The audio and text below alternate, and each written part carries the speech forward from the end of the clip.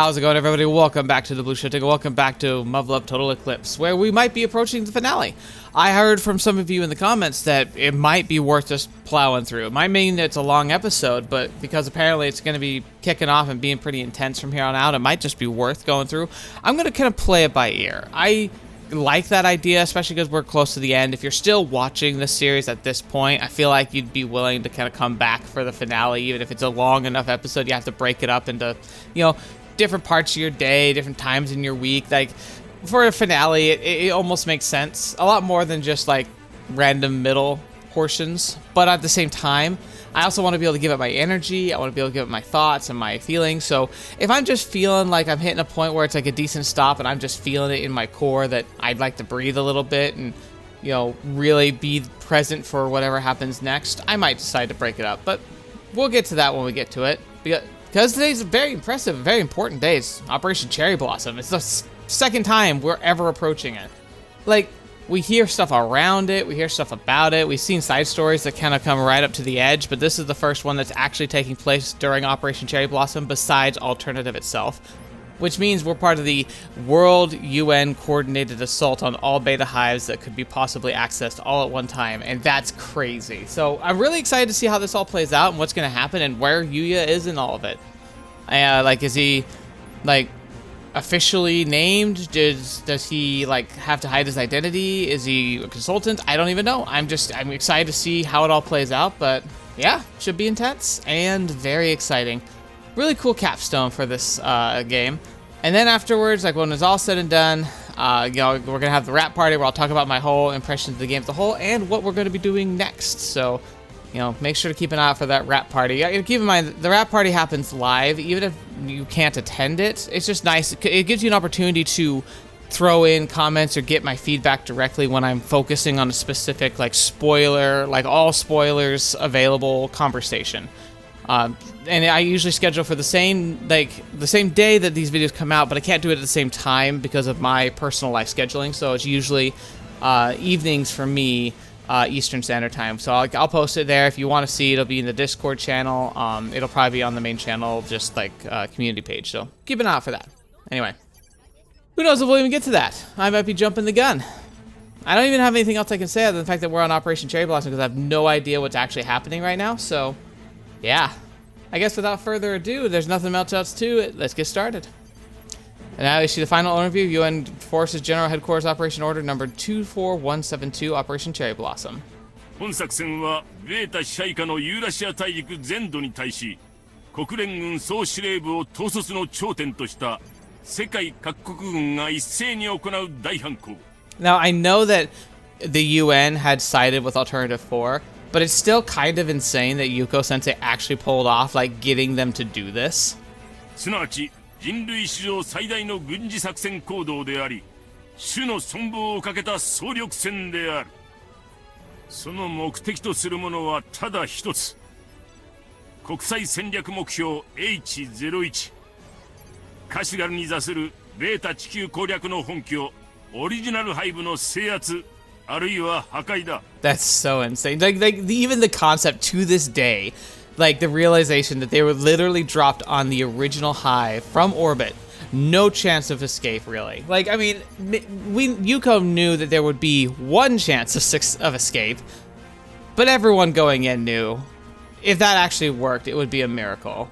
And most everyone else had kind of knew going in that there's no way you were going to get back from there. That was the middle of enemy territory.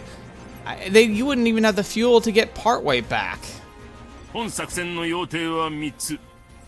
陽動、支援、強襲である。We're a part of Diversion.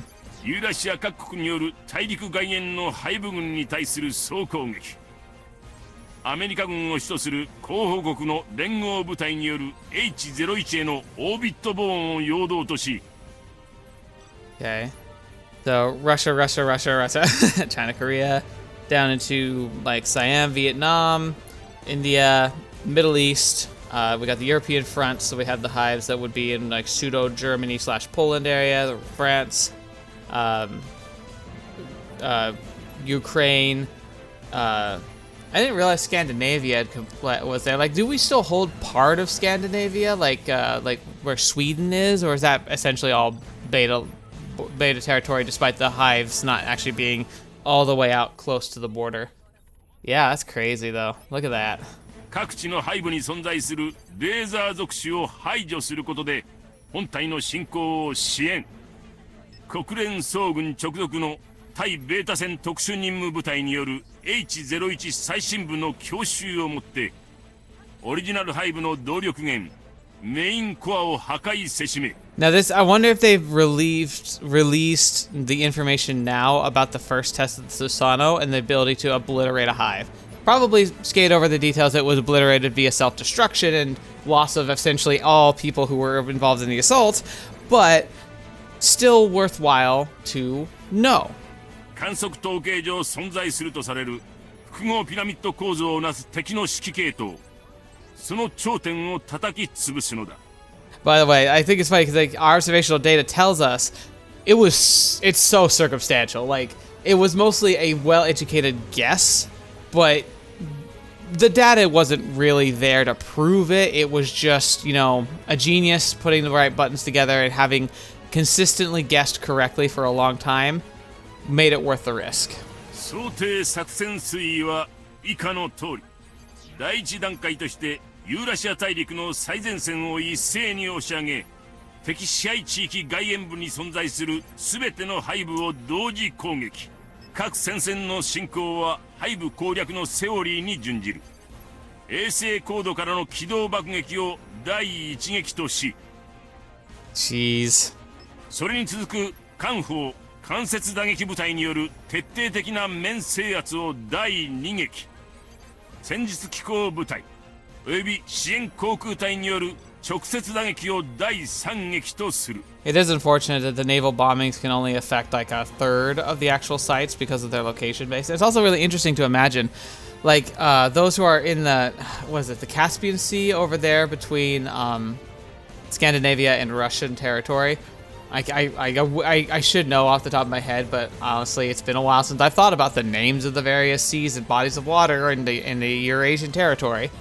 But those ships are likely going to be surrounded by beta patrols and beta operatives, so that's a really dangerous place to have to stage a naval assault.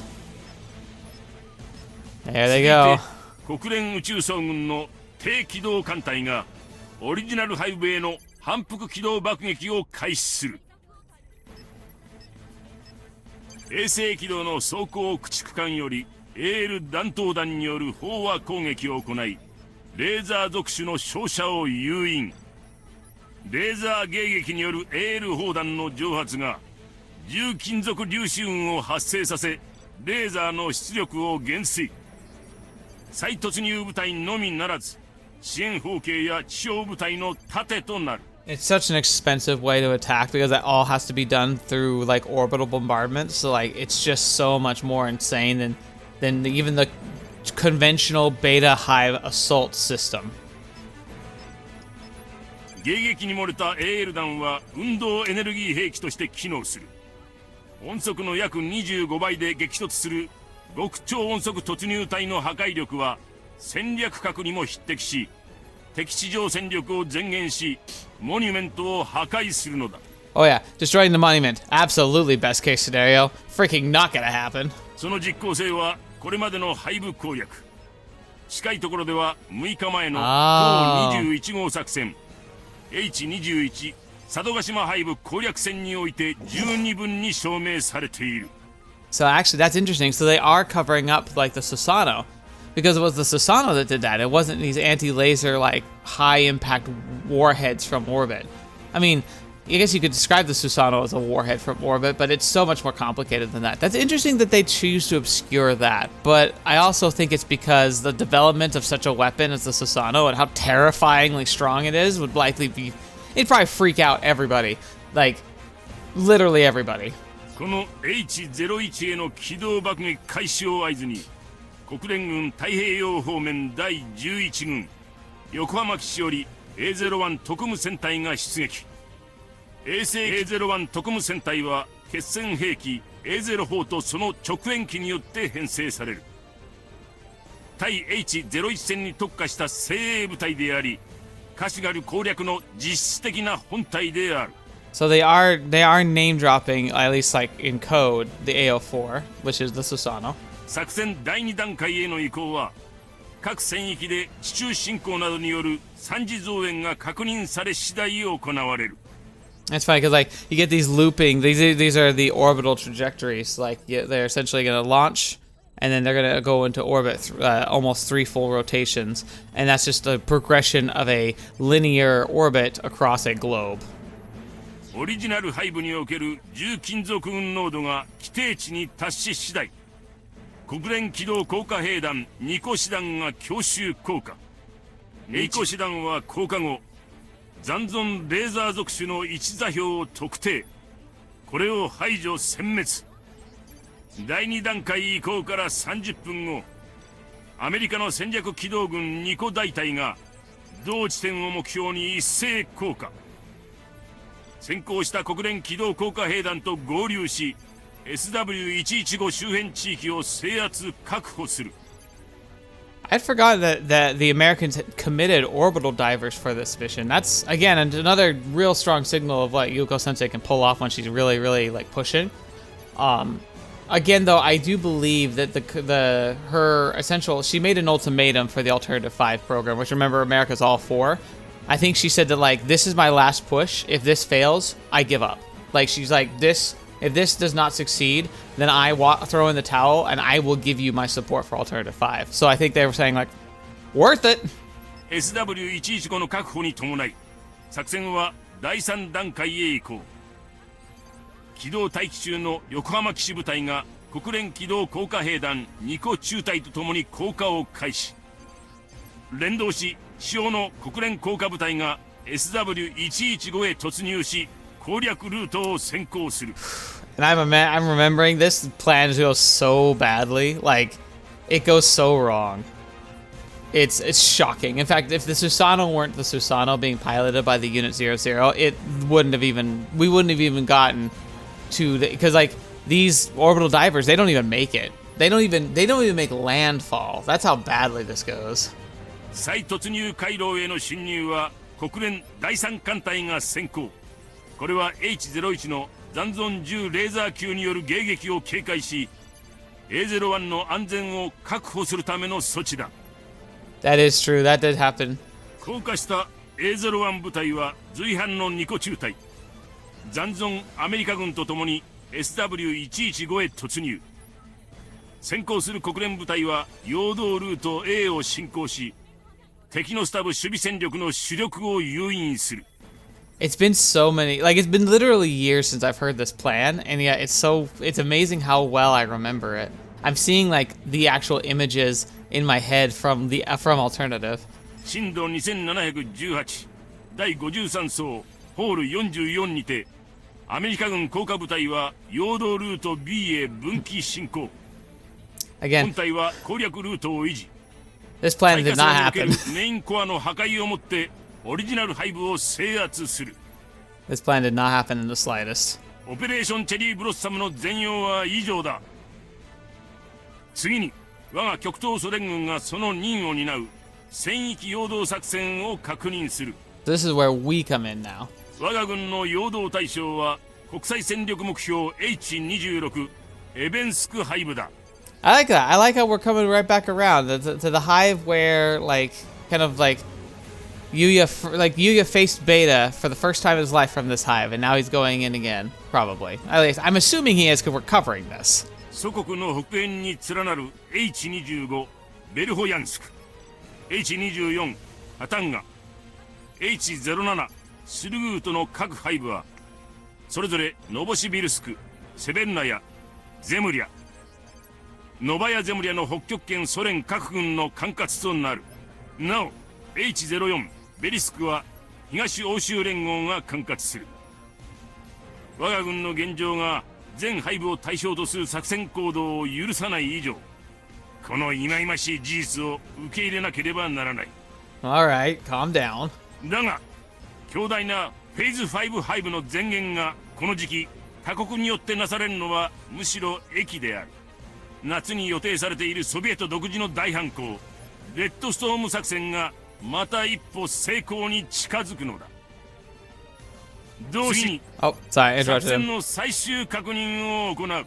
H26 のモニュメント全高は97メートル、二部半径は 3.7 キロ、最大深度約680メートル。 Pretty established, yeah. 国連分類基準においてはフェーズ2だが、レーザー属種の存在を鑑みれば事実上フェーズ3に相当すると考えてしかりである。作戦の第一段階は宣告説明した通り、国連宇宙総軍を主力とする我がソビエト航空宇宙軍戦略機動部隊による機動爆撃だ。レーザー属種による AL 弾迎撃の後、重金属運濃度が 70% を超えるのを合図に、旧バルハラム沖および旧チャイブハ沖に展開したソビエト海軍太平洋艦隊第1第2戦隊が AL 砲弾およびロケットによる長距離砲和攻撃を開始。 So far, nothing surprising. It's pretty standard procedure. 敵の二次迎撃により重金属運濃度が 85% を超えた段階で全艦砲撃を多目的運搬砲弾に換装。旧疑似河に展開中の陸軍第17師団36師団39師団を加え徹底的な面制圧を行う。なおこれら3個機構師団の一部は作戦第2段階で合流するものとする。第2段階はソビエト陸軍第2戦術機構師団が旧エベンスクに敵前上陸。戦術機部隊は進路を維持し北上、旧ハニカン市街跡を目指す。 I can't even imagine. You gotta remember too, like the beta level everything in the area, so like there's not like you don't get to use cover anymore once you start approaching a hive. 戦術機部隊のハニカン到着後、旧疑似河の陸戦部隊が一時的に後退、旧アベコバに南下。これによりベータの主力をハイブ北西南東に誘引。陸戦部隊は後続隊と合流後段階的に旧チャイブ派まで後退する。 Now this is interesting. The other beta attacks we've seen have usually been about assault and penetrate, getting inside to the stab as fast as possible. This looks more like a bait and switch, where they're gonna try and level and just like clear the field, but then instead of like making a direct assault, then they pull back and encourage the beta reserve forces to emerge, and then maybe they're gonna repeat the cycle essentially. この陽動によってモニュメント周辺のベータ数を減少させた後、作戦は第3段階に移行。 Yeah, okay. ペトロハブロフスクカムチャスキー基地および E11、A09、WE0 砲前線基地所属の部隊からなる3個師団第一次砲撃部隊は旧疑似河に向け進軍。 Gotcha. タイゴロス半島の中央付近に展開中の間接打撃戦力4個師団が砲撃を開始。 So, despite the fact that the beta have always like triumphed through sheer number, they're basing their attack off of a slow, kind of progressing retreat, but a widening battlefield, thus so they can keep the numbers smaller and contained. But that's really risky because it means all of our units are essentially isolated pockets. So if any of them become outmaneuvered or have unforeseen consequences, it's going to be difficult to ever get them back and extracting out. It's kind of a high-risk, high-reward strategy where you're not putting all your eggs in one basket, but every egg is vulnerable and thus and likely irretrievable if it gets attacked. これに呼応し、戦域に展開中の全戦術機部隊はレーザーヤークトを順次敢行。H26 隣接戦域のレーザー属種を相当する。 Again, good idea. Lasers are the worst. レーザーヤークト開始以降は予測される敵の増援を継続的に排除することで攻略本体の機能を維持。それによりおそらく存在するであろう H01 を頂点とした統合的な全戦域対処能力を外縁部に分散させるのだ。 Okay. なお本戦域陽動には対ベータ特殊戦部隊ウプラビレーナの1個中隊が随行する。同中隊の行動に伴う作戦領域からの退去命令は全てに優先すると心得よ。 Okay. So he's saying right there that there's a special anti-beta force, like special forces, and that essentially their mission is to take precedent over everything else. So if they make a call or if they need support, like the plan is subject to change upon their mission statement. これをもってカシュガル攻略本体の陽動支援任務とする。 So yeah, ultimately the plan, and that's the other part too, is like, I guess the plan isn't to take the hive. I guess they realize forces are too spread too thin. This is all about support diversion. So while obviously it'd be cool to take this hive, it's just not the resources that we have allotted to us. So this is mostly just a culling and a distraction with the idea of, like, he said something like the Red Dawn or the Red Rush or something, like some kind of Soviet plan to retake some of these beta hives, which is planned for later in the year, I guess. ベータ対戦勃発以来、攻撃行動を取らない高高度飛翔体をレーザー属種が迎撃した前例はない。したがって我々の戦いはオペレーションチェリーブロッサムにおける確実な一手ではなく、万が一に備えた布石に他ならない。だがそれゆえにこれほどの布石を打つことからも、本作戦にかける国連軍総司令部と横浜 GHQ の並々ならぬ決意が伺い知れる。 I wonder what everyone thinks about this from the outside perspective. Like with Yuko, when we were in with Yuko Sensei and we knew the plan, we knew all the risks and kind of what was going on, it was very obvious that we needed to do this. But from the outside, with this, like, you know, very basic information, a lot of it is still pretty impressive, like how much intel they did share, but there's so much that's restricted. Like, I would be like, why would we bother spreading out so much of our resources, exhausting so much resources in one thing when we're not even trying to take back a beta hive? Like, that's the whole thing. Is like, aren't we supposed to like try and take them back one by one? That was the philosophy for like decades. その事実は作戦終了後、我がソビエトの対国連プレゼンスを高め、必ずや夏の大反攻に、ひいては我が祖国の未来に利すると私は確信する。本日、極東ソビエト連邦軍司令部は我々の戦域陽動にザーリャ作戦の名を冠した。 All right, I like it. Operation Dawn, Dawn of the Cherry Blossoms. 同志諸君の奮戦が祖国の長い冬の終わりを告げる暁とならんこと。 All right, well, I'm excited. Let's see how this plays out. Did we get some Yuuya time, or are we going to be thrown right into it? January 1st, 22. Oh, wait. This is after that. This is like the next day. Oh, yeah, right. This is, it's so, the attack is happening because, like, it's, yeah, time zones. Right, time zones.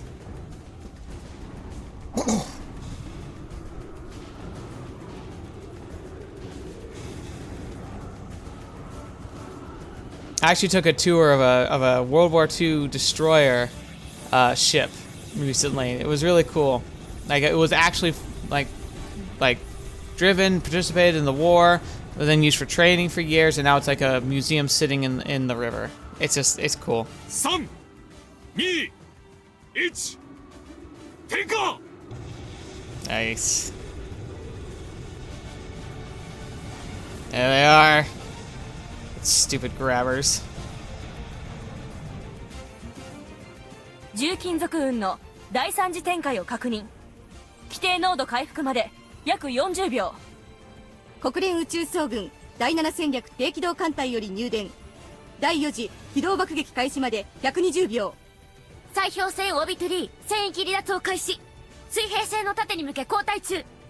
Shield of the Horizon, that is the estimated bubble line of sight for the laser class. The Shield of Horizon is simply the point where, because the curvature of the Earth, the lasers can no longer target you, assuming they stay equidistant to you.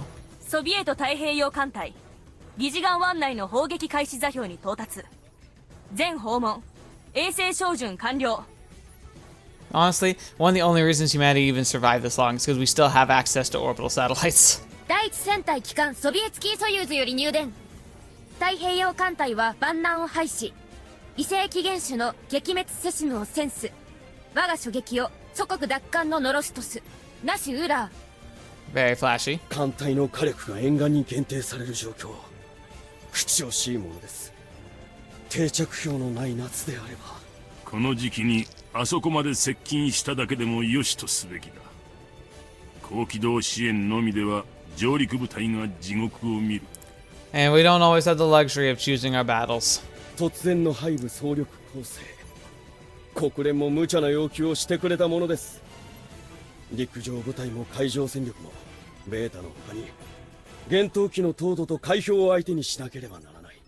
レッドストーム作戦に備え温存していた兵力をよもやこのような形ですり減らす羽目になろうとは。 Yeah, it's one of those things though, like once you pulled enough strings and got enough people to sign on, it kind of became foolish not to throw everything you have at this, because it's like, when else are we going to get such unilateral support? 国連にはユーコン事件での対米仲裁の借りもある。自国都合で夏まで待てとは言えなかったのだろうな。 That's true. お言葉ですが同志中将、国連目の気まぐれのために多くの兵が失われるのです。彼らの命は我らが祖国の復興のためにこそあるというのに。この作戦、全世界が歩調を合わせるのだ。万が一成功すれば乗らなかった者はベータ大戦の敗者にその名を記される。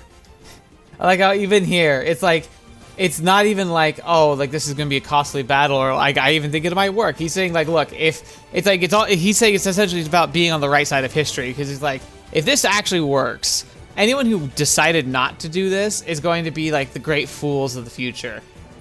It's still politics. それに何にせよ人は死ぬ。いずれ必ずな。 Very cool. はあ、 Yeah, just like, well, thanks for that. オペレーションチェリーブロッサム。王か。貴様はこの名に覚えはあるか。桜は日本を象徴する木に咲く花と記憶しております。それが何か。実のところ私は感心しているのだよ。と申されますと。これはシベリアの強制施設に管理官として配属されていた私の父から聞いた話だが。 Oh, interesting. 長き冬に耐え、春の訪れとともに美しく咲き誇り、潔く散る。 Yeah, I だ think からこそ sorry. 桜は美しい。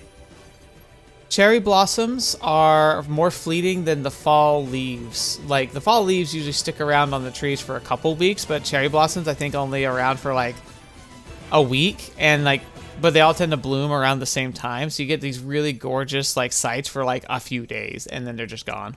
I mean, everything's still beautiful afterwards, but like the specific like just mountains full of cherry blossoms, yeah, it's only like a few days.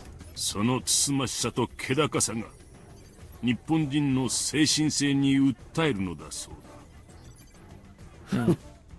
前世界大戦の末期、資源に窮乏し追い詰められ、本土決戦を覚悟した日本人どもが試作した狂気の兵器があってな。特攻兵器、いわゆる神風戦術が生み出した試作兵器群ですね。そう、その一つ。有人ミサイルの名が桜花だった。情報をつかんだ連合国側ではバカボムと揶揄したそうだ。 I like the name Baka Bomb. 自らをして統率の下道と言わしめた戦術。それをなす兵器になぜ日本人はその愛してやまない花の名を与えたのか。戦士の座学でその話を知った当時、私はそれが不思議でならなかった。確かに。さしずめ狂信者のセンチメンタリズム、あるいはその美化の類でしょう。そうかもしれん。だが生存権も価値観をも共有し得ぬ敵ベータという異質の存在にロシア民族が滅亡の淵まで追い詰められた今、なぜ日本人が忌まわしき特攻兵器にその名を与えたのか。なぜ今回の作戦にその名を与えたのか。 It's because if you're gonna go out with like in beauty and regalness and for purpose. 私はようやく理解できた。そんな気がするのだ。その血を引く者たちが満身創痍の身をさらに削り、この数年で2つの敗部を落とした日本人たちが。 That's true.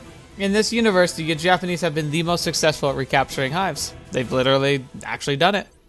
今またわずかに残る国力の全てを注ぎ、敵の本拠オリジナルハイブを落とすと豪語するのだ。同じ民族の存亡を追う身として、一介の軍人として、その気概には共感を禁じ得ん。なるほど。我が軍でいうところの窮地で発露される英雄的行動にも通じますな。ですが日本人とは全く同しがたい。この後に及んでまだ捨て身の賭けに出ようとは。とはいえその愚直さは我らが祖国の益になります。 It is a blessing and curse, isn't it? The fact that they're willing to do so much and like innovate so hard to try and push for victory. But the Japanese clearly are exhausting every resource they have and more. Like, I feel like that's the thing, is like the pace that the Japanese nation is going, it just can't sustain this. It really can't. They're pushing hard, but like they're gonna just run out of steam before anybody else. この作戦が成功すれば第5計画の目論見がくじかれる。失敗した場合でも現状の戦争経済が維持された上に弱体化した日本への浸透がたやすくなる。 I like how he's talking about conquering Japan after this. 第5計画の包囲、そして戦後を睨んだ党の総統戦略は正しい。徴兵の犠牲は国際社会への誠実の証なのでしょう。政治将校の貴様と違い、私は根っからの軍人。同盟には命がけで従い全うする。だが祖国と民族の存亡を背負う者たちとゆえあって戦場を共にするのであれば、礼をもって己の総力を尽くすのみだ。 Good man here. は、存じております。同志中将。機動爆撃着弾第一波来ます。 There they go.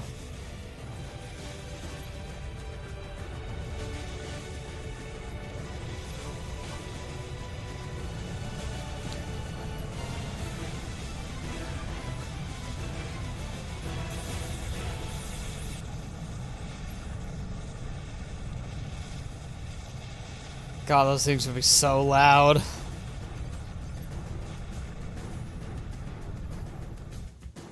"196 minutes after the start of Operation Cherry Blossom Phase 2. Alright, so artillery's moved in. I'm trying to remember, like, the trouble is with the timeline, it was all such a blur. I have no idea how long the actual, like, original Hive Assault took. I remember it taking a の面 while. 制圧依然継続中。第305砲兵旅団天神湾渡洋完了。 There they go.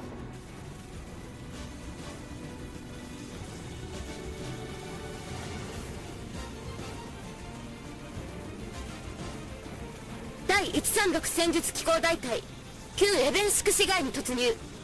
先遣部隊が制圧戦闘を継続中。よし、そのまま押し込み戦略目標 H26 の東西に共闘砲を築く。全面投射火力が薄い。おびただしいベータの死骸が戦車の進撃速度を低下させています。 Ah, yes, the never anticipated problem of actual obstruction by the following of the enemy. 地を這うという早期車両の利点があだとなる。遮蔽による生存性はむしろ高まっておりますが、交代時にはそれが致命的な障害となる。飛行部隊の突出はさせんな。 Yeah. パレオロゴスやアムール防衛線の惨状を繰り返してはならん。 I mean, manpower and tech and like equipment is just tough, but I would almost think that a good idea at this point would also be to bring like scoopers and construction trucks and backhoes and everything to like literally clear a escape path for moving like tanks and artillery as they go through the battle. So they mow down stuff and they climb over things, and then you have like a retinue behind that's like opens a channel of escape. I mean, not ideal. It could easily be overrun or disrupted, but like trying to provide at least a somewhat stable path out would be good. But again, it's like resources, manpower. You never have enough. 心得ております。ですがご安心ください、同志中将。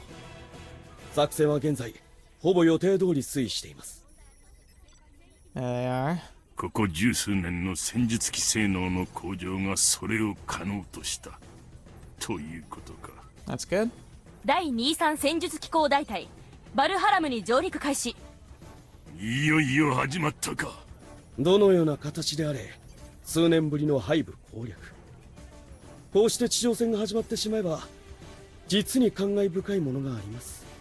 ベータ主力の誘導、ハニ君は未だ遠いな、同志中佐。は。 Oh boy. Are we here, Yuuya? Ruins of Evetsk, Margadon region.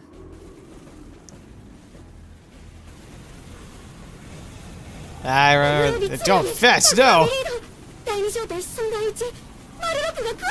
Oh, that sucks. こちらマグロ B3 第三小隊中村2作戦行動に支障なし。マグロ B1 よりコマンドポストエベンスク空港跡を確保した。繰り返すエベンスク空港跡を確保した。 It's good that I still have a landing strip. 疑似岩湾進行部隊ソビエト旧エベンスクソユー市街をズ現在確保。現在支援砲撃を継続中。戦術機大破1中村2。チャイブ波およびマラヤチャイブ波の制圧完了。部隊損害を確 I'm 認 not even in 中。 control anymore.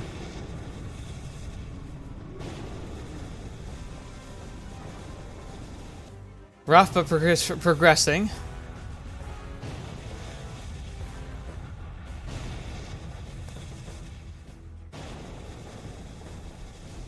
バローナカシマールの各中隊は旧エベンスク市街を通過。交戦を継続しつつハニカンに向け北上中。 Slow but steady, that's the way we like it. 疑似が方面攻略中の各部隊が後退中。所定座標よりマイナス1200。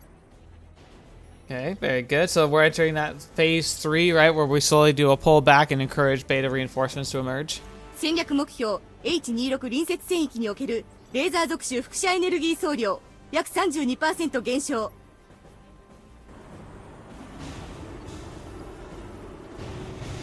God, driving a tank backwards while firing has got to be so scary. Because, like, driving backwards in general is rough because you just don't have a good look at where you're heading. Oh, no. Oh, that's bad. Take them out. 大面制圧によるレーザー属種の撃破はまだ3割。 Dang it. It's not good. Because remember, they're essentially the lasers are the linchpin for our combat capabilities. Like, the grind against the beta never goes great, but with laser, it literally inhibits majority of our assets. いかに夏の大攻勢に備えていたとはいえ、この気象条件では全面投射火力が足りんか。 I'm so sorry, man. 同志ロゴフスキー大佐。は、貴様の切り札とやらそろそろ見せてもらおう。 Hey, it's our favorite boy, not. お任せください。党の機密予算を株飲みした成果、非常に興味深いものです。 I wonder what it is. それは自分の目で確かめたまえ、同志中佐。 Large landing ship, Rock コマンドポストよりスイストラー中隊発艦準備せよ。繰り返す発艦準備せよ。シストラー1了解。 Oh boy.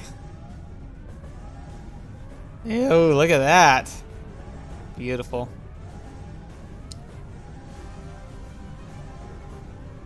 Nice little fleet of super death right here.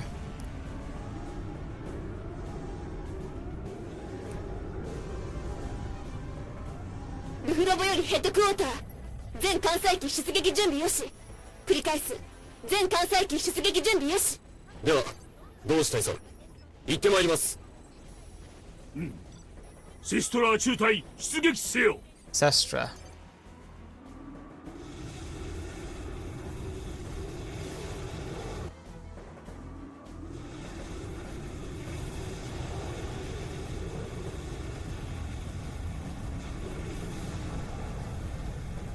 Time to see what they got. Did they keep going with the program? Did they come up with something else? What's the juicy details? Oh, full-on animation. This video's getting claimed. As soon as like YouTube sees this, it's like, oh, that's an anime. Shut it down. Oh, that's a crappy place to be. Ugh.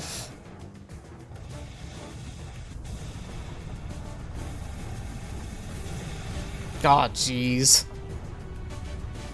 That was terrifying, man. Here they come.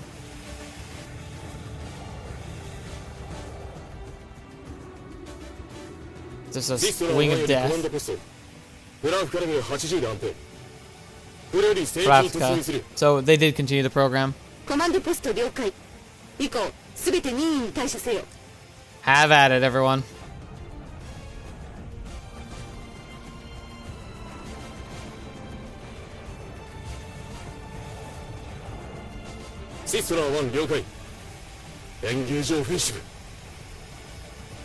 There they go.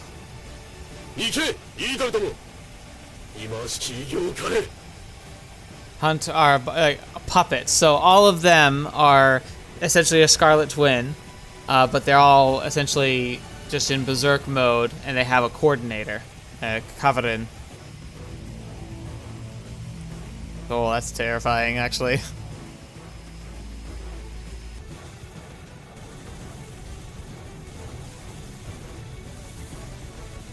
Let's see what they wrought. Oh, Sendak, you probably are gone, but your legacy looks like it's living.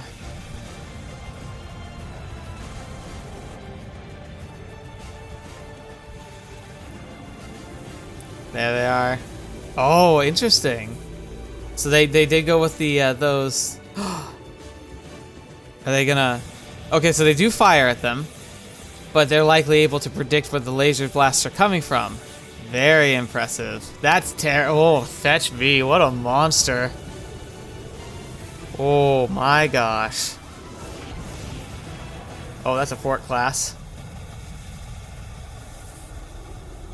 Those look derpy, but you gotta remember, those things are freaking tall. They're just like, they're super titans. Oh, heavy lasers.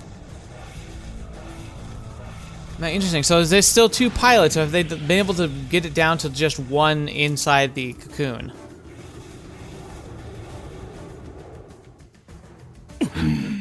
Yeah, they're like, what the fetch is that? What are they? There he is. Yeah, you get that smirk grin off your face. You stole this whole project from Sendak. You don't get to claim this. バカだ。この短時間でこうもあっさりと。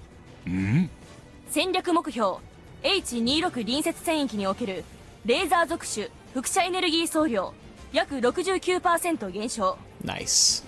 ナイス。まさか戦術機5中隊のみでレーザーヤークトのみで気象観測班より入電。レーザー属種積乱雲の急速な減衰を確認。頃合いです同志中将。機動降下部隊への号令を。作戦を第4段階へ。Very good. ヘッドクォーターより全軍に通達。現時刻をもって作戦は第4段階に移行。戦域展開中の全部隊は直ちに反転。第2次進行に備えよ。クリナシウラー。うらー。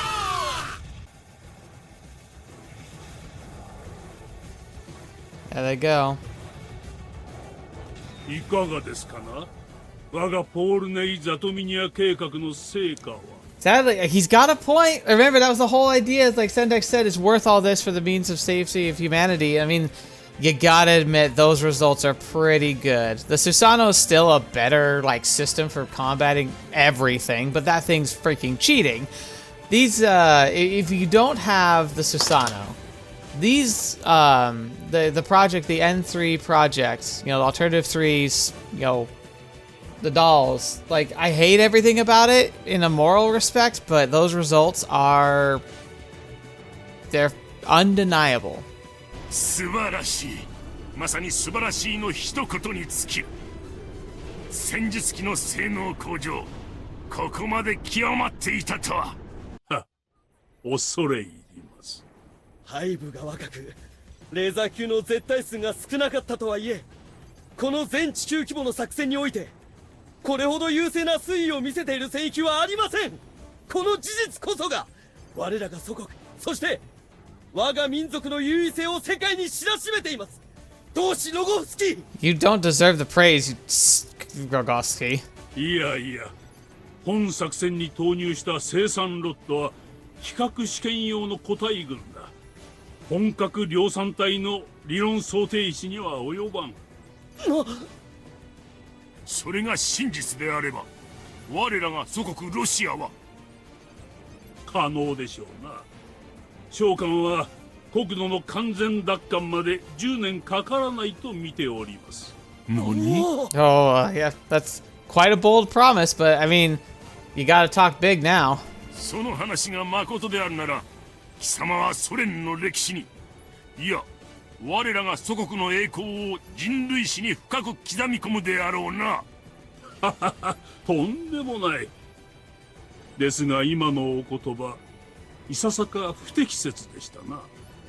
聞かなかったことにしておきましょう。構うものか。あの光景を見れば同志初期長でさえ同じ言葉で貴様を称賛するだろう。レーザー属種展開戦域の輻射エネルギー総量 73% 減少。 Dang. 国連の連中に伝えてやれ。安心して飛び降りてこいとな。 Well, I mean, again, you can't fight results, unfortunately. Like the morality, horrific, but successful.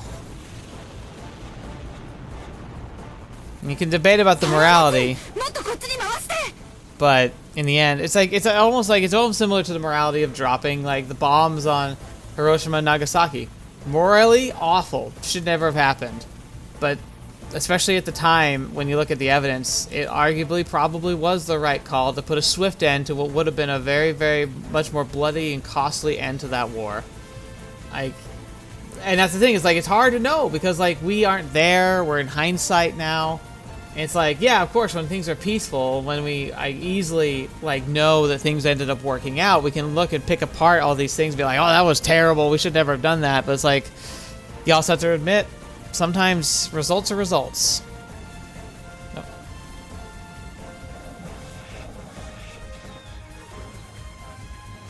分かってる。国連軍の大部だ。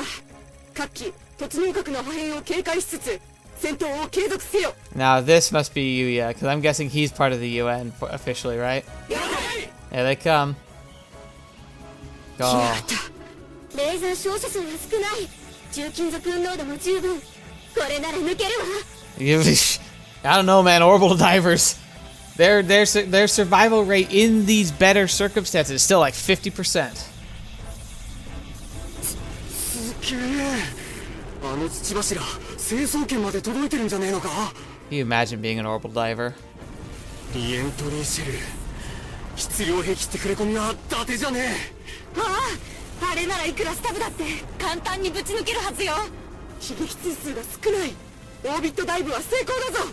それにしてもあの程度の支援砲撃でよくもレーザー属種を減らせたもんだ。いいか中隊各機、今頃のこのこ降りてきた国連のチキンどもに遅れを取るな。Gotta have that competition. 連中にとっちゃここはただの雪と氷の荒野だろうよ。だがてめえの故郷はてめえの手で取り戻す。いいな野郎ども。了解。まだまだ楽はできねえぞ。中隊続け。 Advance, swing around. There they go. バローナ、カシマール、ラーズムの3中隊はハニカーにて健在。ベータ主力の誘引を継続中。 I really feel like we're just watching a movie at this point. But it's okay. Get the popcorn. 戦略目標 H26 にて大規模震源発生。モニュメント南南東約3000。Hypo Center? Is that supposed to be like a grand like Earth shifting? I'm guessing. 敵の増援か。波形照合タイプシャア331に類似。震源分布がほぼ単一であることからモニュメントの圧壊によるものと推定されます。 Even better, we actually damaged the monument enough to make it actually partially collapse. 突入核激突の衝撃で地表に近いドリフトの崩落が始まったのでしょう。我が戦線の作戦推移は想定以上です。引き続き警戒を厳に。波形の変化を見逃すな。レーザー属視展開戦域の輻射エネルギー総量は現在 86% 減少しています。素晴らしい。これで我らが祖国は重大な国際責任を果たしたことになります。 So he said essentially like the operation has been successful at this point. Anything else that's here beyond this is just games. So he's thrilled. He's like, we literally did it. They asked us, hey, just do this, like accomplish this, and it seemed like impossible. They actually pulled it off. 国連の本体はこの戦域からのレーザー照射を憂うことなく無実。では我が中隊はそろそろ交代させていただきましょうか。何？まだレーザー属種は残っているではないか。ここまでレーザー属種を宣言しておけば戦線位置に支障はありません。あとは突入核と支援砲撃が。なるほどな。目立ちすぎれば敵を増やす。最後は陸軍上層部の主給勢力に花を持たせる。I see. Again, the politics. いえいえ、長官は何もそのような。部下に補給をさせたい。ただそれだけです。その塩梅こそ寛容かと。我らが祖国の戦後戦略を顧みれば同志大佐につまずいていただくわけには参りません。I think the lieutenant colonel is going to be a little, if you know what I mean. 抜け目のない男だ。いいだろう。許可する。ありがとうございます。では君、中隊に交代命令を。中隊の現在位置から30キロ後退した座標に野戦補給部隊が進出しています。そこを、コマンドポストよりスイストラーリード。即時戦域から交代。U142 にて補給せよ。繰り返す。即時戦域から交代。U142 にて補給せよ。シスラー1了解。即時交代し U142 にて補給を行う。Uh-oh. 震源座標にて大規模陥没発生。Uh-oh. Wait a minute. 地表面の崩落も確認されています。いよいよ Hang が on. 始まったか。 Maybe, 観測に回せ。 maybe we're about to witness the big burrowing worms that, like, up until this point hadn't actually been seen yet. They made an appearance in the invasion of the original hive, and then they make a dramatic appearance in the day after. So I wonder if we're going to see one of them here, because that would really throw everyone for a loop. ヘッドクォーターよりカシマールリード。崩落座標マイナス3000まで進出。状況を観測せよ。待て同志中佐。観測は最小戦闘単位で十分。陽動の戦力維持を優先したまえ。恐れながら同志中将、崩落庫の確保を優先すべきです。我が軍はすでに国連に対する責務を全うしたのですから。いや、まだだ。我々にはカシガル攻略部隊の帰路も確保し続ける責務がある。おっしゃる通り。本作戦の主たるは国連軍のオリジナルハイブ攻略であり、我が軍に課せられたはですが、各国の独自ハイブ攻略を禁止する規定はどこにも見当たりません。 That's true, and if you knew about the G elements and how important they are, I would be drooling too if I was like, oh, we're so close, maybe we should just push through and take it. 陽動という目的を叶えている限りだ。よくお考えください、同志中将。国連降下部隊に遅れを取ればアメリカの思うつぼとなりますぞ。なるほど。確かにな。ロゴフスキー大佐の部隊を中核とする戦力の抽出を強く進言いたします。貴様、佐渡島データを見ていないのか？見ておりますが、それが何か。では先日のミリコボケースはどうか？ザカフカス人部隊指揮官のタイマントラッカンが要衝たる補給基地を壊滅させた件ですな。確か当人は極東初のレーザーヤークトで戦死し、英雄に祭り上げられ。He's talking about he's talking about the last two times the hives were taken. There were immense casualties due to a miscalculation of the assumption that we knew how things were going to progress when they started progressing well. And then we had the big twist. I mean, Operation 21st, what was the big twist? The beta from the hive they destroyed literally burrowed to Yokohama and nearly destroyed everything there. いずれも地中からの波状進行に数で押し切られているのだ。この状況が敵の大規模増援ではないという確証がどこにある？ He's thinking right. Like, I 100% agree. He's like, we've got to be careful. We've seen the pattern of making progress tends to mean make the beta make moves that we don't anticipate, and it tends to be from surprise underground engagements.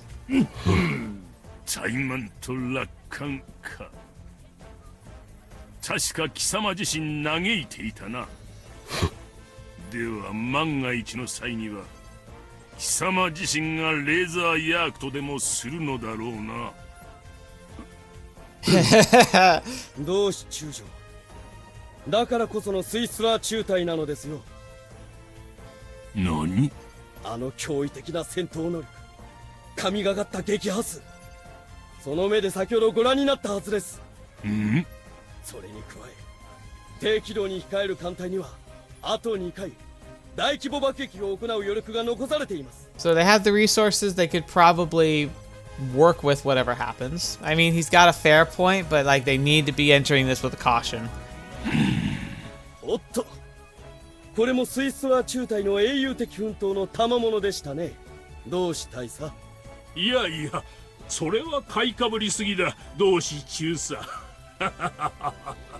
私はベータ大増援を否定も断定もしておりません。あらゆる可能性を考慮しています。同志中将。That's a better way. なるほど。準備は万全というわけか。いいだろう。抽出戦力の選定を進めたまえ。ご英断かと。ただし、どう動くかは観測の結果次第だ。いいな。There. もちろんです、同志中将。U142補給部隊に伝達。スイスラー中隊を最優先だ。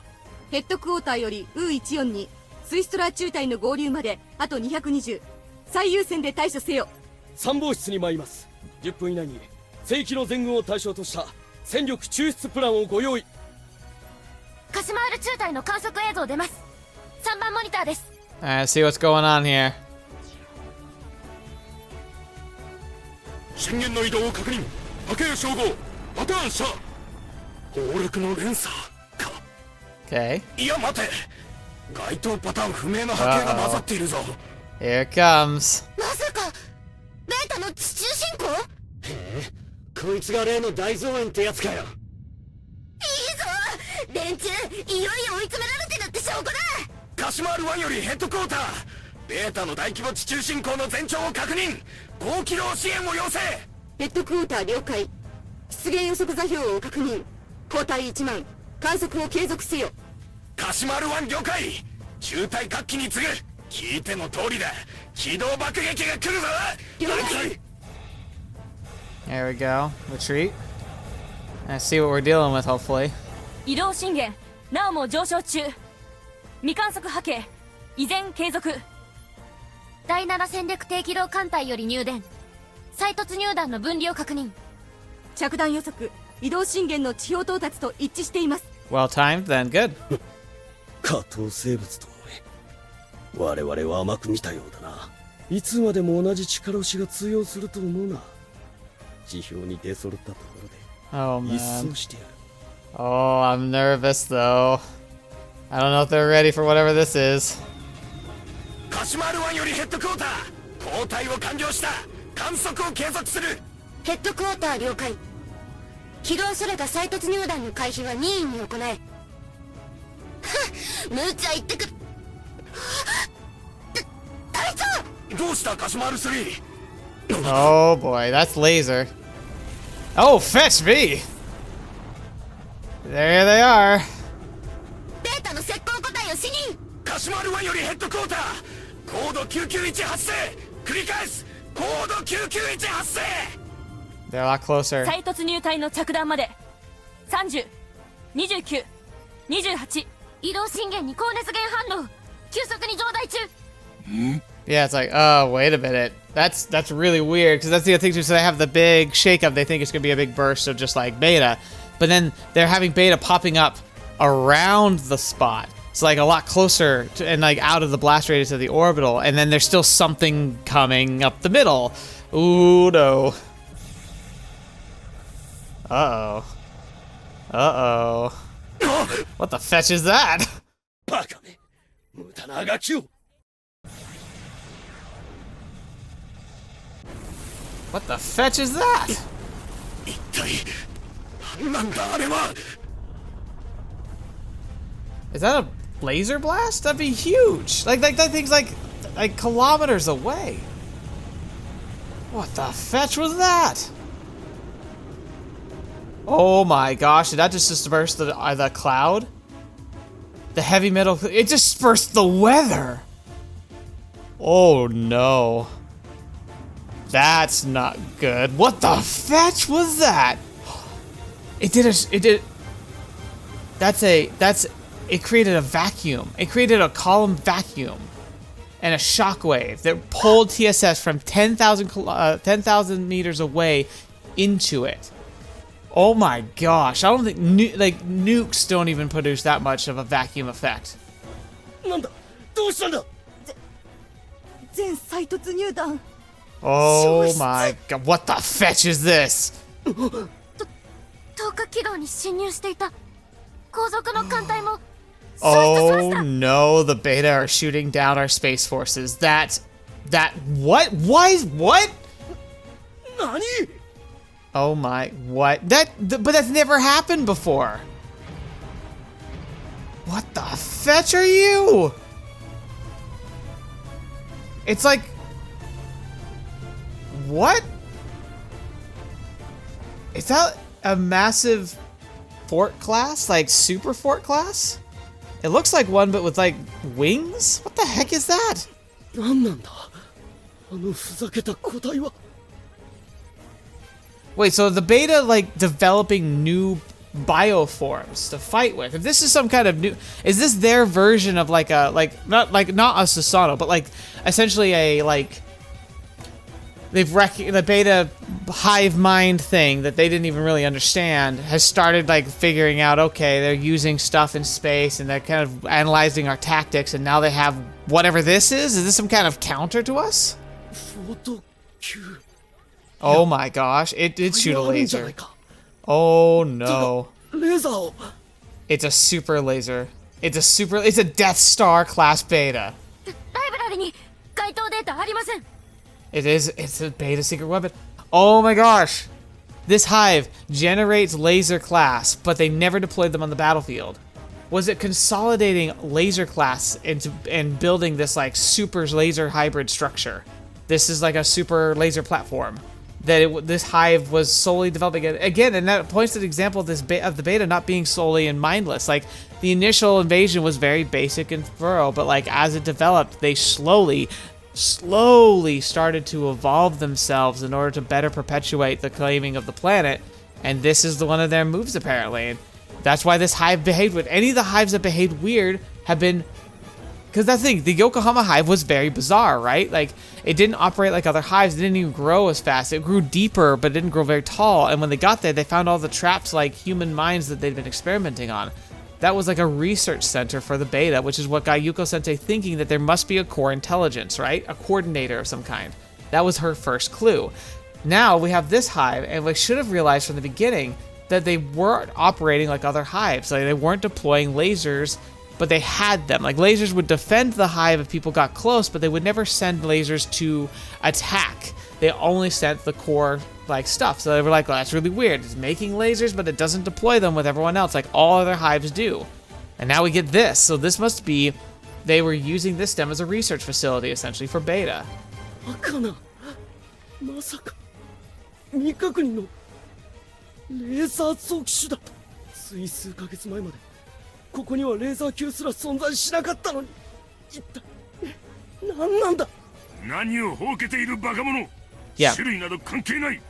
ベータは全て敵だ。 Until a few months ago, they hadn't declared any laser class, probably because they were building this thing, but then they finished it, and then they started producing laser class like normal, which is why this hive started behaving like a normal hive, because it finally started pumping out the laser class, and it must have a much deeper stem as a research stem, which is why it looks like a phase 2, but it acted more like a phase 3. Yeah, get a hold of yourself. 全支援部隊に通達。王は攻撃で仕留める。未確認種出現座標に火力を集中。ベータリンク砲撃準備。了解。全太平洋艦隊に伝達。核弾頭活性化 It's not gonna 攻 work, 撃に but 備えよ I agree. We have to, like, literally, we're starting baseline 0, just throw everything we've got at it. お待ちください同志中将それは No, we need to. 邪魔をするなカシュガルの失敗を繰り返す気かいやその程度で済めば安いものだその程度 Yeah, Rogovsky. あの化け物は音速の20倍以上で飛来する数百の再突入弾とともに衛星軌道にあった数十隻の装甲駆逐艦をたった一撃で蒸発させたんだ This thing is literally going to destroy our capability of deploying war on the planet. This thing is a war ender. If we hadn't if Operation Cherry Blossom hadn't succeeded, or we didn't do Alternative 5, this literally would have been the end of the whole beta war. ここであれを仕留められなければ次に蒸発させられるのは我々後にはカシュガル攻略に向かう本体もあの化け物の餌食になりこの作戦は失敗するそうなれば戦争経済も戦後もない時間稼ぎを前提とした人類の対ベータ戦略は全て崩壊するのだ Yeah, we are watching the collapse of all war theaters if this thing is ever perpetuated. おそらく唯一の対抗策は G 弾のみ And not only that, they might not even work against this thing. 世界はアメリカの第5計画化にひれ伏しユーラシアはいや我が祖国の大地は植生が滅しその毒性すら不明な重力異常地帯と化すのだ Because you gotta remember, the core, like the whole function of the G-bomb is also the fact that not only is it super incredibly destructive, but it uses those Geller fields that like redirect laser fires to prevent it from being hit. But that much concentrated laser fire would probably overwhelm the Geller fields, which we saw the Susanoo, like it could only take so much. So this thing could be an answer to the G-bombs. Maybe that's what it was intended to be, essentially. Is up until the point they were like the Beta Hive was like, whatever, we'll deal with whatever they're doing. But once it like analyzed what happened with the G-bombs, they were like, all right, let's countermeasure it.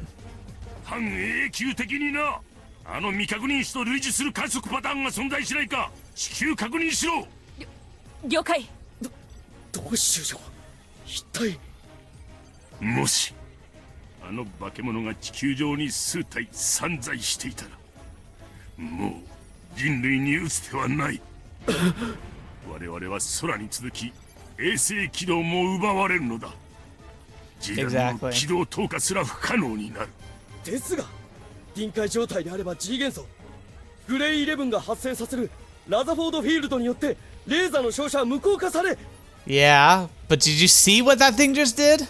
臨界状態の G 弾を精密誘導する技術などアメリカすら持っていないのだぞしかもラザフォードフィールドへの負荷は G 元素の消失を早めると聞く有効被爆半径に到達する前にあの高出力照射によって逆に無力化されるのがオチだ I'm glad I'm still up to date on how the G-bombs and how the Geller fields work.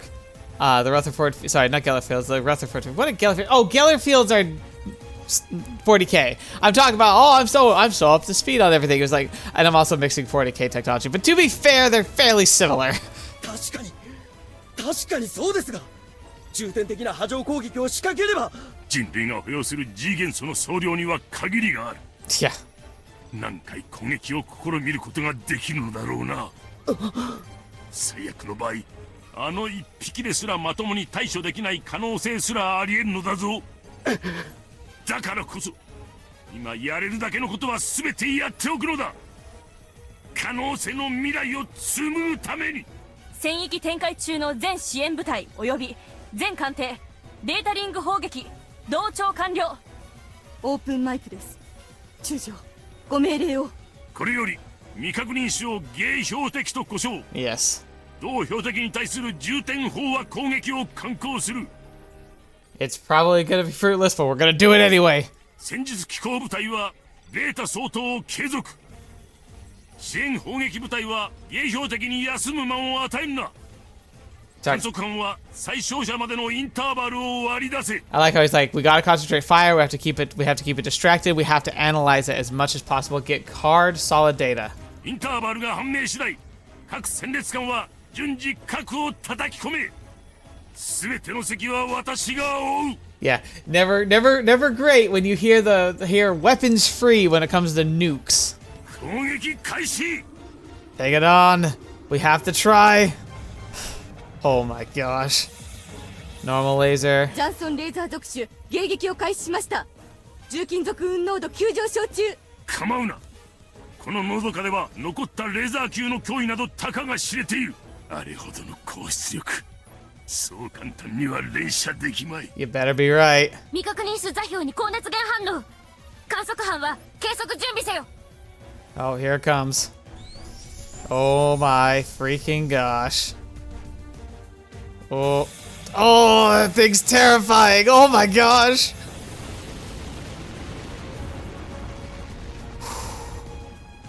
Is the horizon even safe anymore? Can't that thing just blow through the horizon? 何？あのような照射パターンは見たことがないぞ。 It has like Gatling fire lasers. 砲弾撃墜率 100%。 Oh, it has Gatling lasers. Oh no. 重金属運濃度急上昇中。測定限界を超えます。射が終わった。インターバルは It has a rapid fire. It might not be able to sustain it forever, but it certainly can sustain it for a while. 計測不能です。狙撃の初期照射から照射終了まで一度も。バカな。インターバルが Oh no. ないだと。 Oh no. So it can do a concentrated super blast that it has to recover from. But if it's not doing a concentrated blast, it just activates some kind of internal core. Oh my gosh, what if that's what it is? What if they literally made the beta hive, made the core that powers beta, and then they put it inside essentially a massive super tank. And so now the core of this hive is not even existent. Like this hive is essentially a shell, but instead inside this super tank laser is just the core. And now it's a mobile beta hive. A mobile beta hive platform that never runs out of energy because it runs off of pure G fuel. And like, okay, maybe it would run out, but like we're talking on the scale of like potentially months or years of constant fire before it would run out of energy. Oh my gosh. 核なる上は全軍に通達。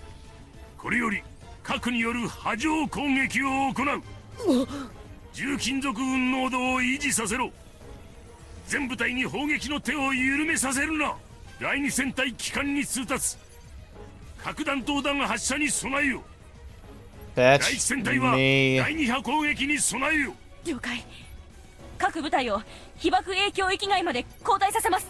核攻撃果たして通用するでしょうか。 You better pray it does, because if it doesn't, it's our trump card. 第一波はおそらくあの連続照射に迎撃されるだろう。だが初見情報入力よし。前期発射準備完了。 Fire. 第2戦隊機関より入電。全艦攻撃準備完了。繰り返す。全艦地上部隊の交代を急がせろ。 Get him out of there. 了解。バカ。エール弾を迎撃しすぎたな。核の炎に焼かれながら。中将変です。重レーザー級各個体の照射サイクルが Oh 統計値を大幅 no, に it's 上回ってい clearing ます。 the air. 何？インターバルが短縮？再計算しろ。計測誤差あるいは人的ミス。迎標的に高熱源反応。急速に増大中。このパターンは。Oh my gosh.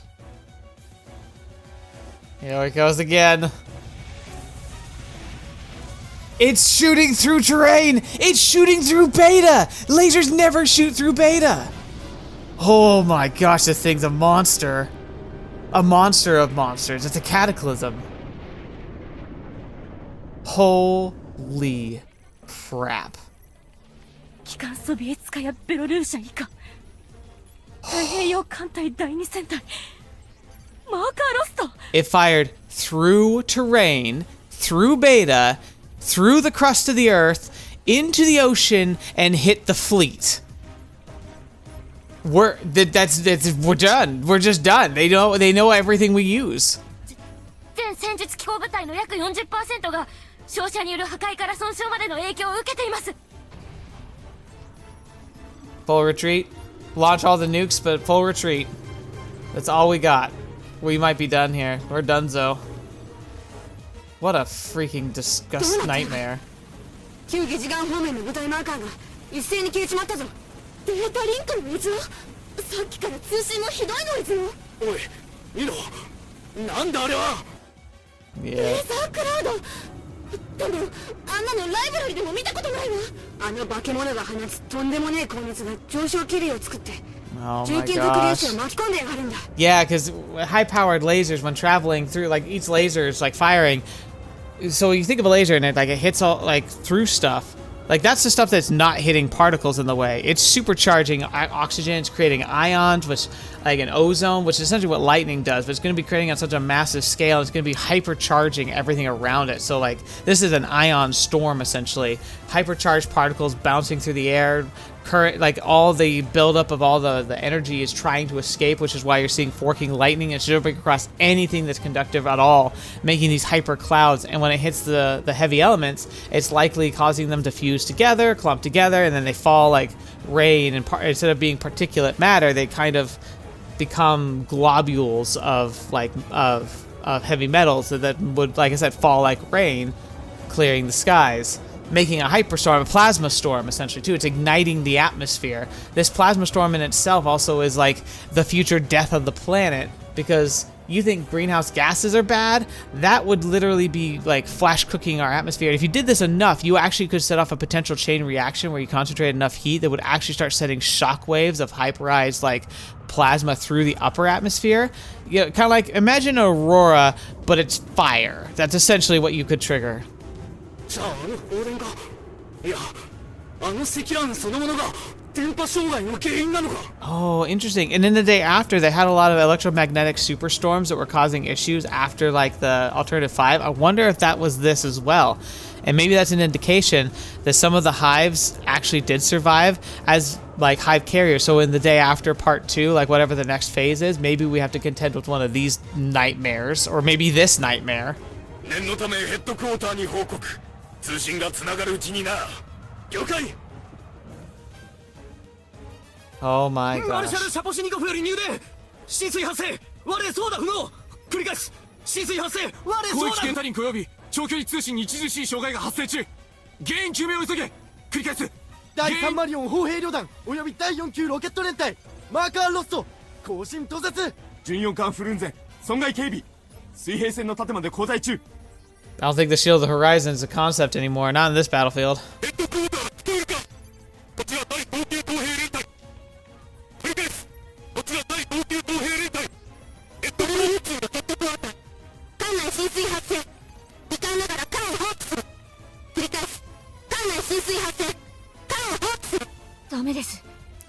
東沿岸部に上陸した部隊と一切の連絡が取れません。壊滅したとでも言うのか。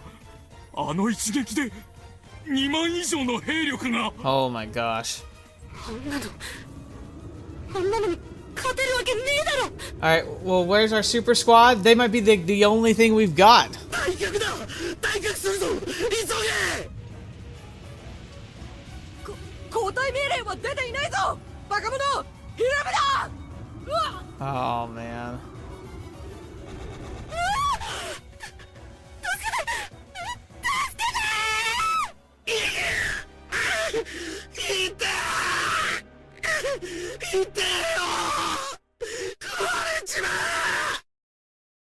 何があろうと砲撃を絶やすな。残りの10レーザー級を一掃しろ。奴らは迎標敵をカバーしている。それだけ極大照射のインターバルが長いということだ。カバーがなくなれば自ら連続照射で迎撃するしかない。つまり極大照射を封じるにはそれしか手がないということだ。 Right, so to prevent it from doing the super blast, they have to keep it defending itself, which means they have to keep pressure on it if they want it to not just obliterate everything. 中長再サンプリングの結果が出ました10レーザー級の照射サイクルはやはり 39% 短縮されています Interesting. So maybe by its very presence, it's recharging the laser class around it. So the laser class are functioning at higher capacities. ねえ、数が少なくともその分迎撃率が上がるということか。だが何が起きていようと奴らの排除に迎標的攻略の成否がかかっていることに変わりはない。これはどうした。崩落口周辺の熱量が増大中 Oh no, are there more laser class? 何。崩落口より大隊規模ベータ軍出現いずれも大型種10レーザー級とフォート級です I swear, it's like they planned for this. 海軍は何をやっている。この重金属濃度であれば迎標的以外は相当できるはずだ。巡洋艦ツベルドロフを中心に艦隊を再編中です。なんだと。艦隊の再編などは後回しだ。沈められる前に核を撃てと命じろ。同志中将それなら核は温存するべきです。飛翔中に迎撃されれば意味がありません。 He's like, but if we don't, we're gonna lose the potential window of even having a choice. それこそ沈められる前に残存艦は水平線の縦後方への移動を進言します。足の長いミサイルであれば攻撃に何ら支障はありません。 That's a tough choice because you pull him back, but that artillery is not gonna be able to do anything. 貴様に任せる。手配したまえ。はっ。オペレーションチェリーブロッサム総司令部への報告はどうなっているか。 Yeah, please. That might be our only hope here. 何度も試みていますが、長距離通信に原因不明の障害が。データリンクはどうか。通信ができなくともデータの即時共有さえできていれば。それが妙なことに受信のみが可能で、こちらからアップするデータは同期できない状態です。このような時に故障とは。各戦線の状況が分かるだけでもよしとせねばならんか。とにかく呼び続けろ。あの未確認種の存在を一刻も早く知らせるのだ。 Yeah, I would like send like a ship or a plane or something like as far away as possible just to try and broadcast somewhere. Get this out because this is too important. はい、閣下。本来であれば喜ぶべき空前の高濃度重金属雲がこのような形で人類にあだなすとは。 I'm surprised you're moving in that direction. Or are you in just full retreat mode?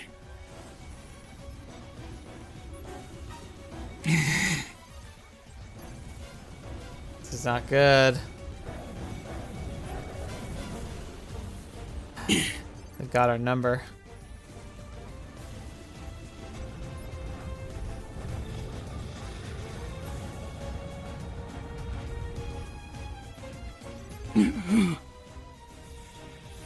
ミンスクの恥辱を私はまた繰り返してしまうのか。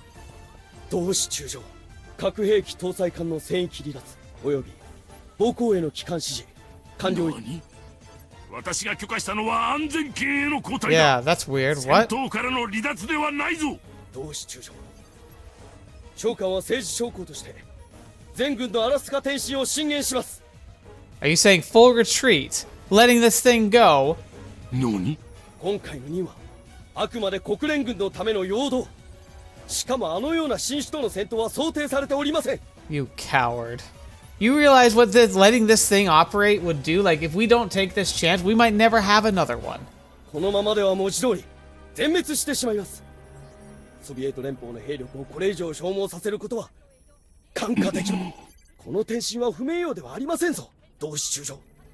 むしろ救国的行為と言えましょう。 I don't know though. This thing is different. This isn't normal. This is something that I don't know if we'll get a shot. 国連に対する責任はすでに十分果たしました。もともと無理のある作戦です。これ以上付き合う必要はありません。我が軍はより有利な火器に軽標的の対策を十分練った上でレッドストーム作戦によって H26 を制圧すればよいのです。同志中将、さあご決断を。戦域に展開中の全戦闘部隊に通達。これより迎標敵に対し残存戦術機部隊によるレーザーヤークトを敢行する。なんですって。交代中の艦隊は即時所定位置に復帰。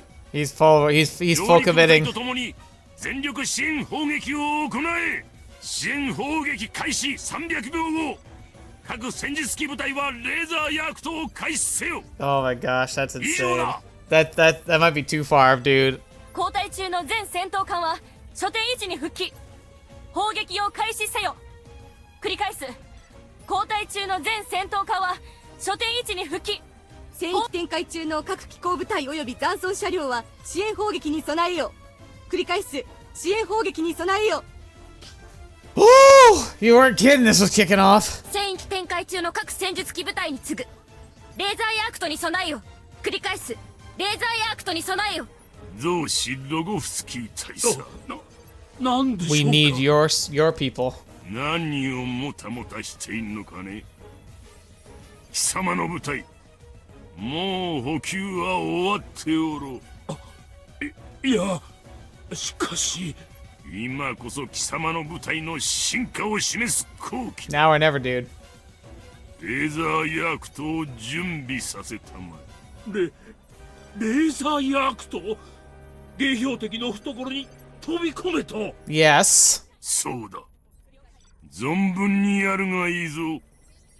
地球派の顔色などを伺う必要は全くない。Come on. Come on. This is exactly what they were designed for. そのような祭りごとに端的できる明日など、 I guess fair. 今や来る保証はないのだからな。 They were designed to fight Beta, but they were anticipated for human. No. Beta first. あ Oh my gosh.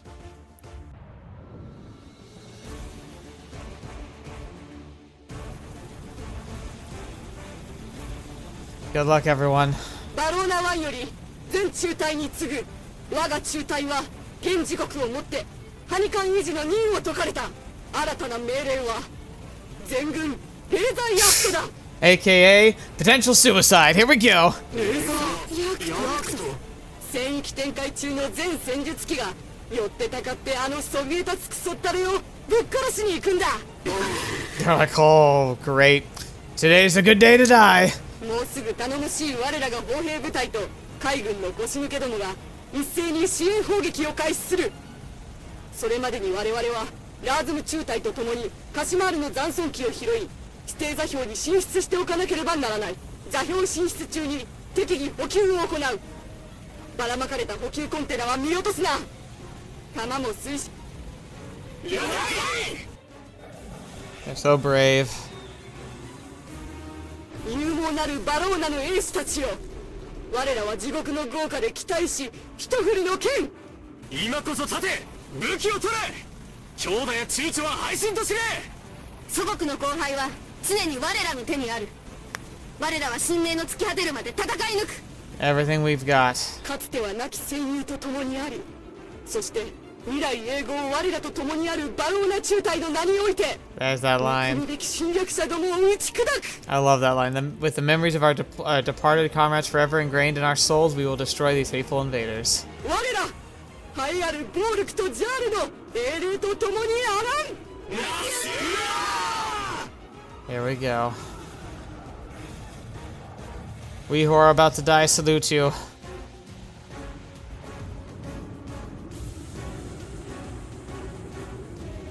Oh, fetch me.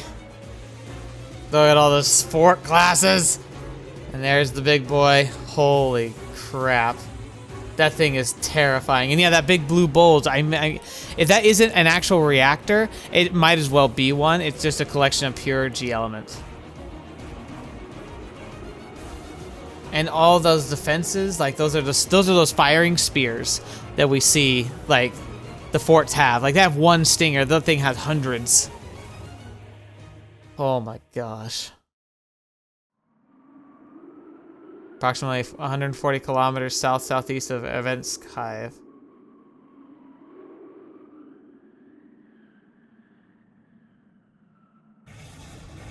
Here they go.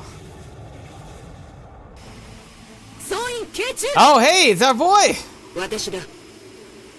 強大な未確認種の出現によって優勢だった戦況は一転、今や戦線は瓦解しつつある。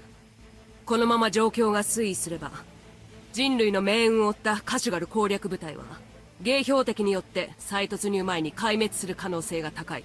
Oh.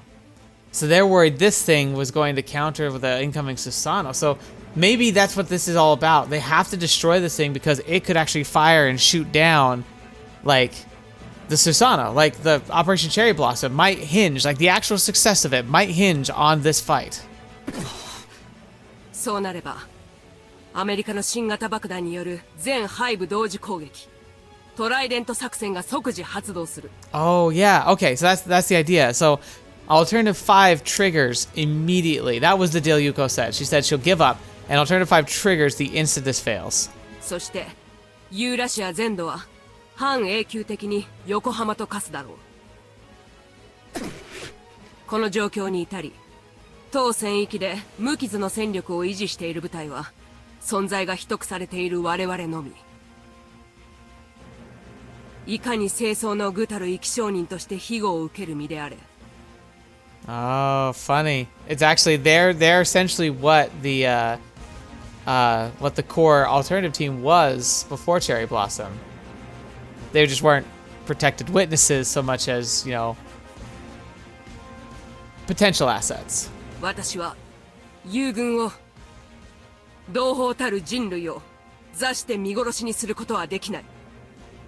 たとえ素性が露見し、同胞によって裁かれ処刑されようとも、理不尽と不誠実にまみれたこの醜い世界を私は見殺しにはできない。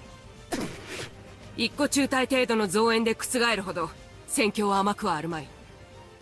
だがそれでも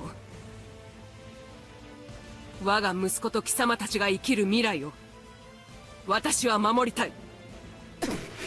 私のような身勝手で矛盾にまみれた指揮官に、Yeah. 今日までよくついてきてくれた貴様たちの挺身に心から感謝し敬意を表する。 Ooh. ありがとう。 There's a good shot right there. There he is. Yuuya! Yes. Okay. I think we're going to end here. I hate it, but we've gone for a while. I want to digest. And now we know stakes. I'm guessing next week will be the finale, because I feel like we've really seen our sets. We set the stage, we know the stakes, we know what's going to happen, we know what's on the line, and we're back with our boy. We can start the episode with him. So here we go. Oh my gosh. Holy crap, what is that thing? That thing is freaking insane. Whoa. It's terrifying. Like, the implications of what that is freaking phenomenal. What a cool, like, reveal. What an interesting, like, beta secret weapon to have. Obviously, you can't...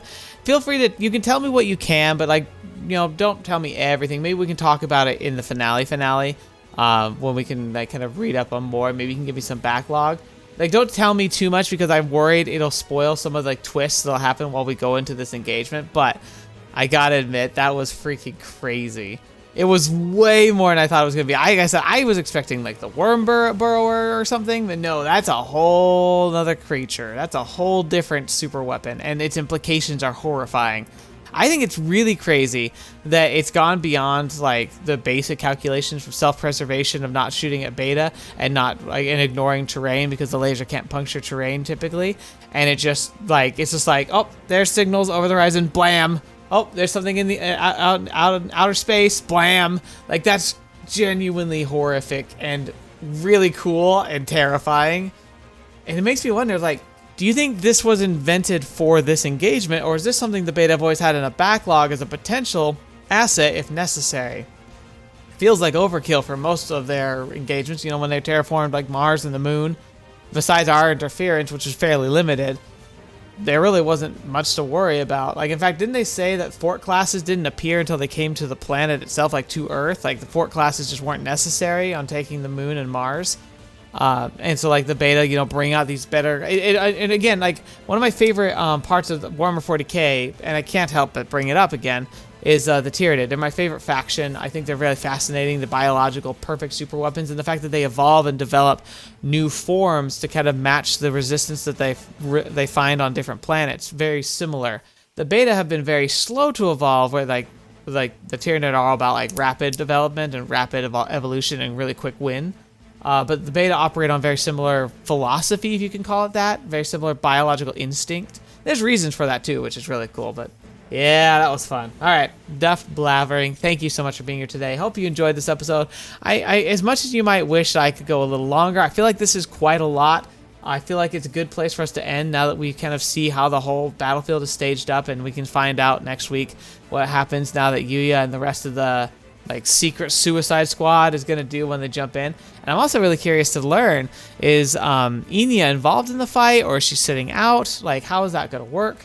Are we gonna link up with like the Russian super squad that are like the remnants of the team that we saw when we left with Cryska and Inya? Like, we're gonna meet their sisters, or are we gonna pass each other? Like, I wonder what that's gonna entail. Are we gonna be able to take the thing down through conventional means, or are we gonna have to hope that the nukes actually work? Do we even survive the day? That's the thing. It's alternative.